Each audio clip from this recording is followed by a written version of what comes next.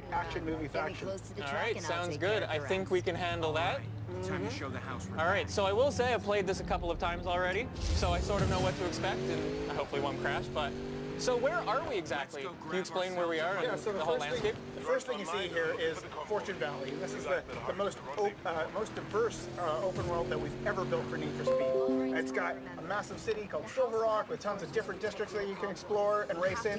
Plus we've got the mountains for great drifting events and hill climbs. We've got the canyons and a desert. And this is a place called Ember Valley. You look at it, it's sunny, it's hot, it makes you thirsty just looking at it. And it's the perfect setting for an action movie heist like the one you're about to do. So one of the things that's already really cool is that I can just drive off-road. You're no longer confined completely to the road. That's right. It's the most open Need for Speed experience we've ever built. So you can find your own path. I mean, we've got checkpoints in this mission to lead you straight to that truck. But when you're free roaming, you can go off-road. You can explore this world. It's massive, and there's tons to explore and tons to find.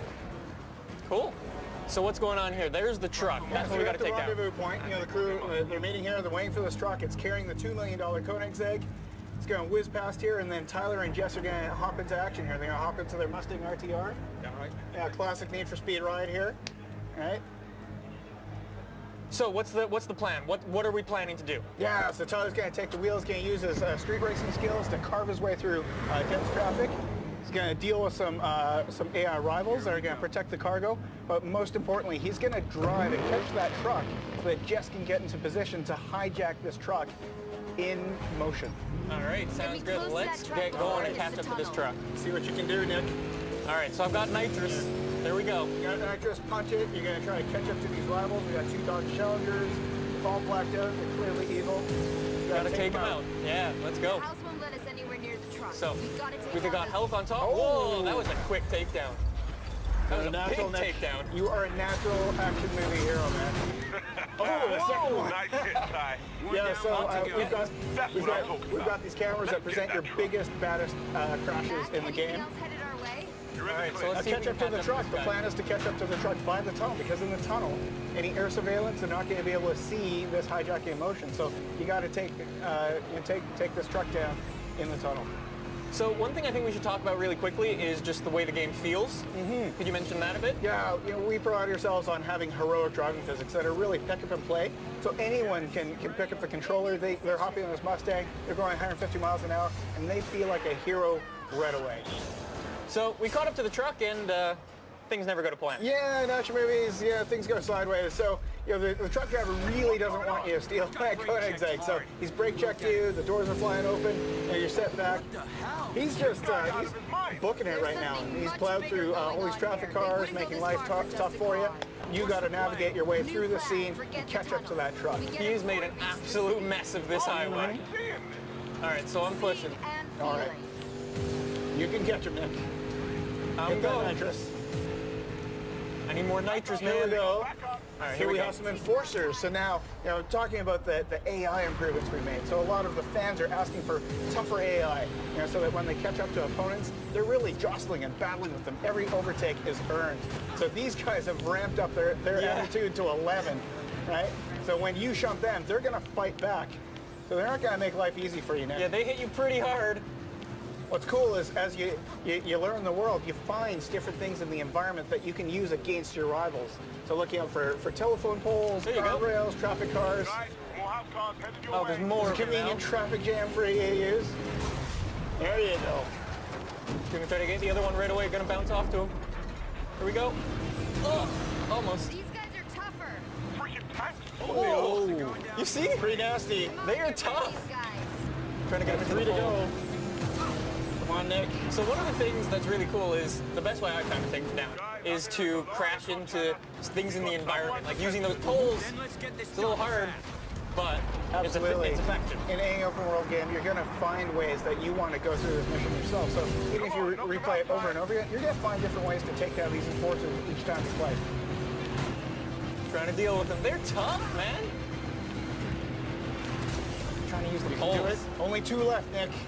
The truck is getting away, man. You want that car. There's no way this truck's getting away. Whoa! That was a movie moment if I ever saw one. All right, let's get rid of this guy. All right. There we go.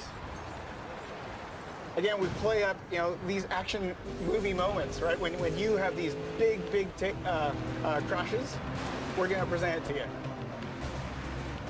I'm gonna wait up for this guy so I can crash him out. Oh, he's gonna come charging at you. Look out. There we go. There you got go. him.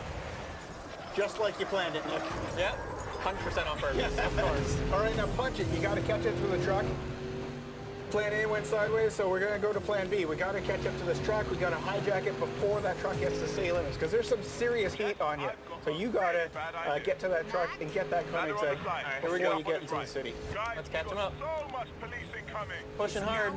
Truck driver's gone to oncoming, making your life difficult. You got to weave through that oncoming traffic. I'm trying to find a gap. There we go. Hit There's that my pocket. gap. Line it up for Jess. Come on. There we go. Here's Jess's big moment.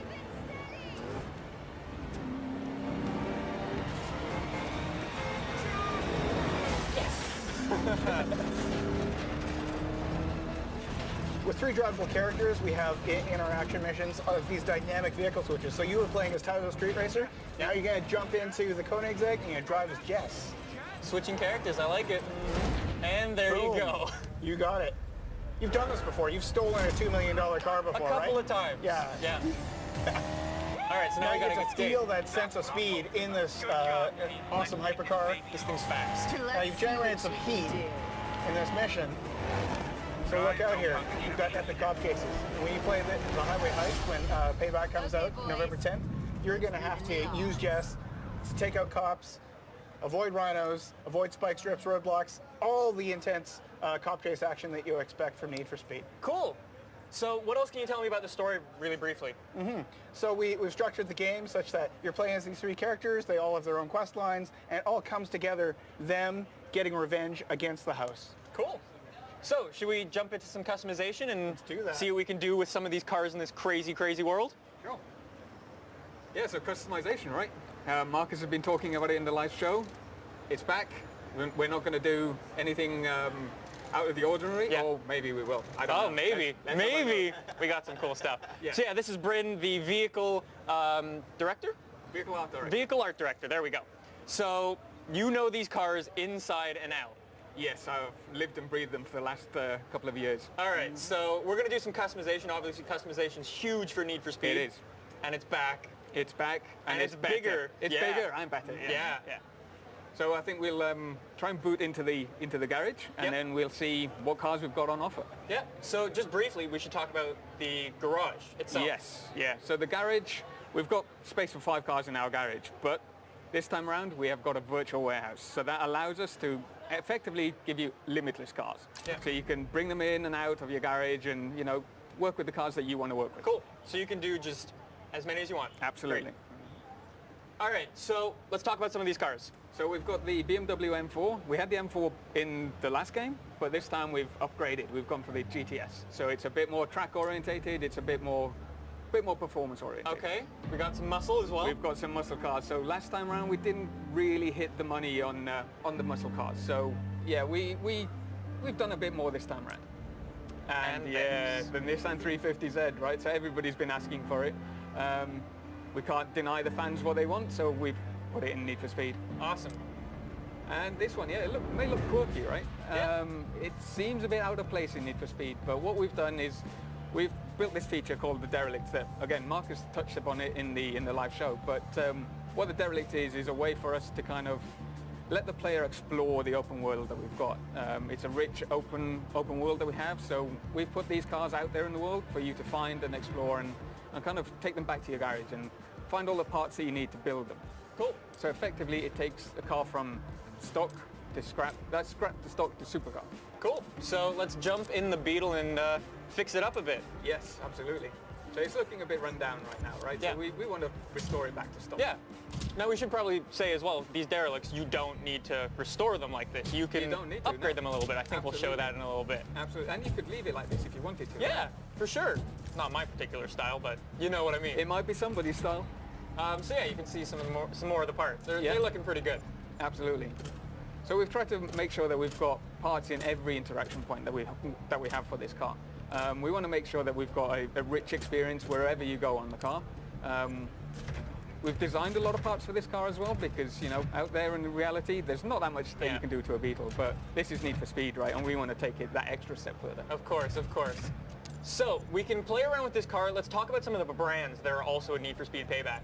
Yeah, so we've not ditched any of the brands that we had previously. So we've come back and we've got your Rocket Bunnies, we've got your Liberty Walks, we've got your Voltex parts, you've got APR parts, we've got all these rims that you can see right now. So many rims.